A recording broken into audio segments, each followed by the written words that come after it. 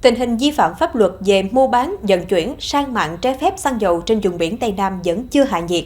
Chiều ngày 6 tháng 5, Hải đội Biên phòng 1, Bộ đội Biên phòng Cà Mau cho biết đơn vị đang hoàn chỉnh thủ tục hồ sơ xử lý một tàu cá vận chuyển hơn 31.000 lít dầu không rõ nguồn gốc.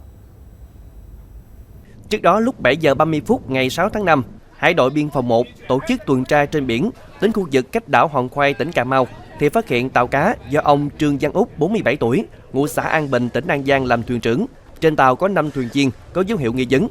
Qua kiểm tra, lực lượng chức năng phát hiện phía trên mặt bon trước mũi tàu có 2 hầm chứa chất lỏng màu vàng nhạt. Làm việc với thuyền trưởng, người này khai nhận số chất lỏng màu vàng nhạt là dầu DO, số lượng hơn 31.200 lít, được mua từ một tàu lạ trên biển để bán cho các tàu cá của Việt Nam kiếm lời. Chủ tàu cũng không xuất trình được hóa đơn chứng minh nguồn gốc.